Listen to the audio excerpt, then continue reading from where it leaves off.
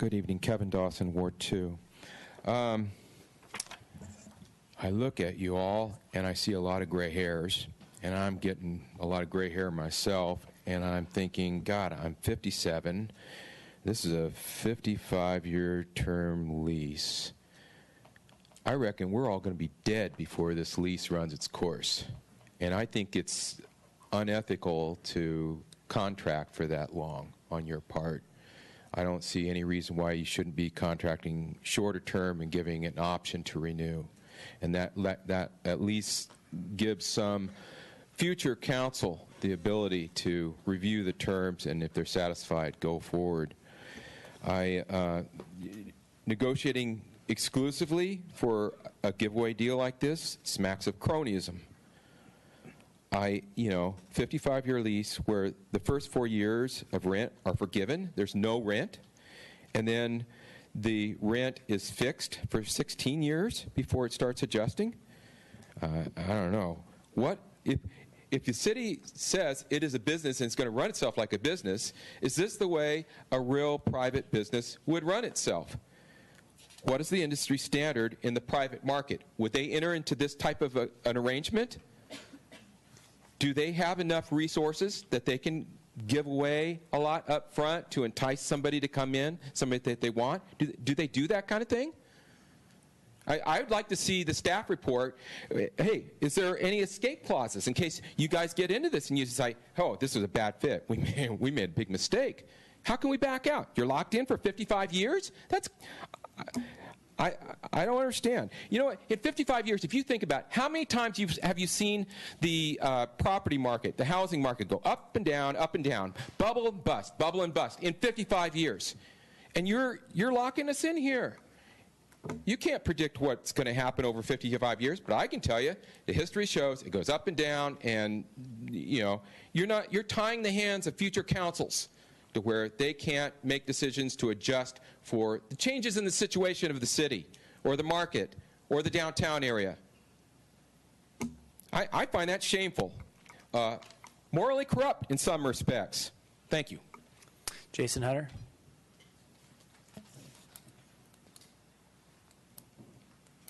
Jason Hunter, Ward 1. I don't think that Measure Z is going to pass, but I'll tell you a ballot initiative that would be something that would limit this council to doing any deal over 10 years, okay, when you're not going to be on this council anymore and it ties the hands of future councils. I think that would pass and go into the charter.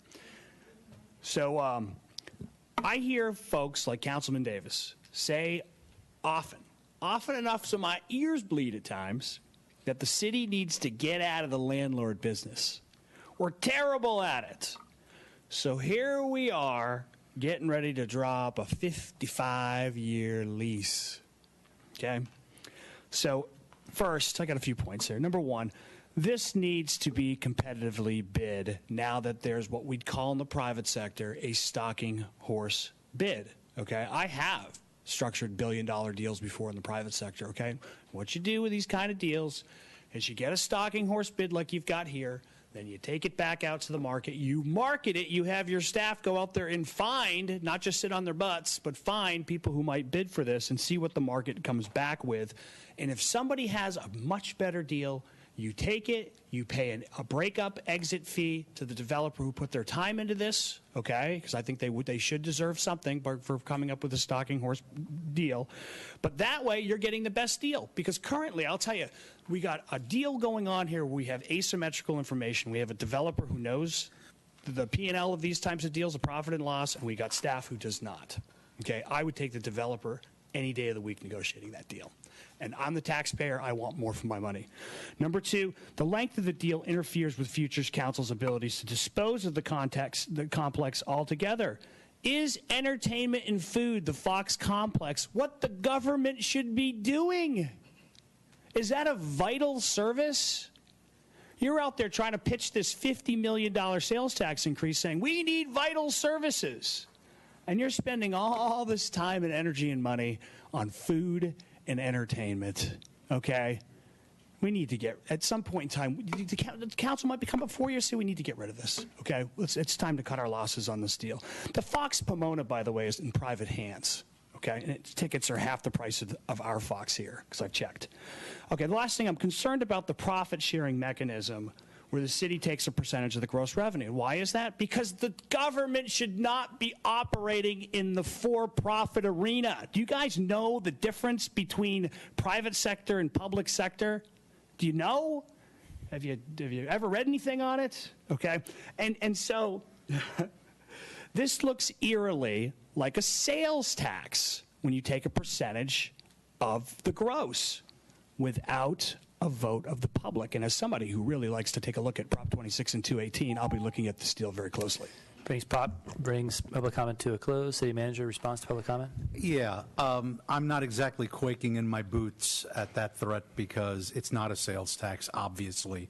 So my advice, Mr. Hunter, for whom I have a great deal of regard for his intellect, but as someone with 31 years in law and 11 years as a city attorney, yeah, go ahead. Let's see if you can get an attorney to bring that case. I'd love to see that. It would probably verge on malicious prosecution.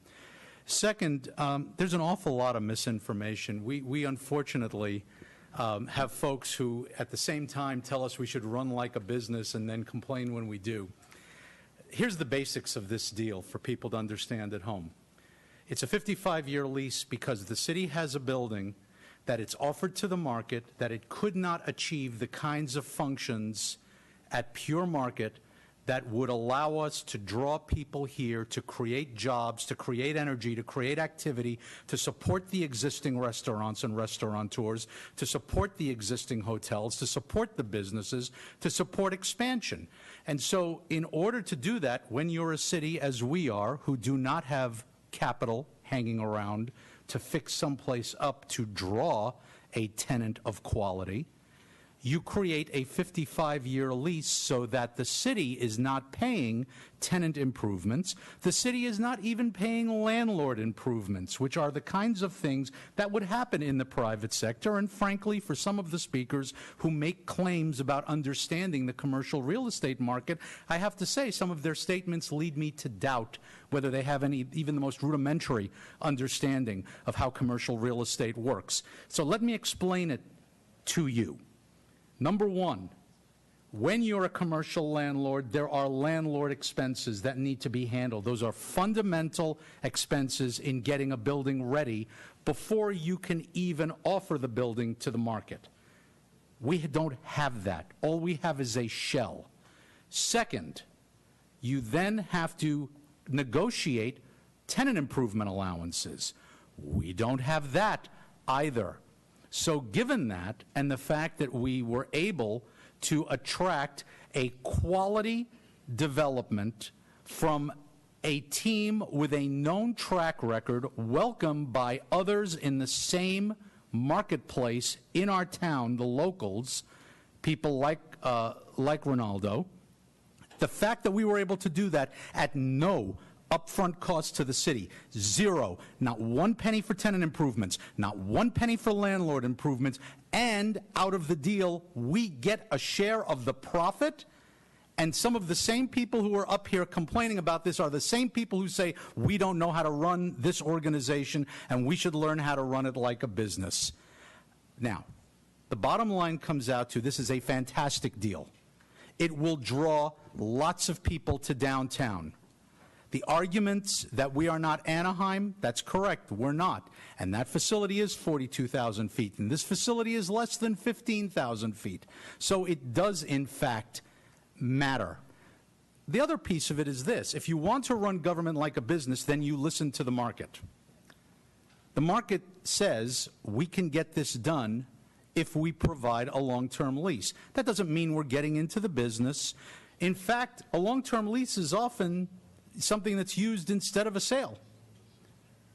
So in that type of a situation, you do a long-term lease. We're not in the business. We're not acting as the landlord. We're basically acting almost like a partner where we pick up a revenue stream for an asset that right now is not generating $1 for our taxpayers.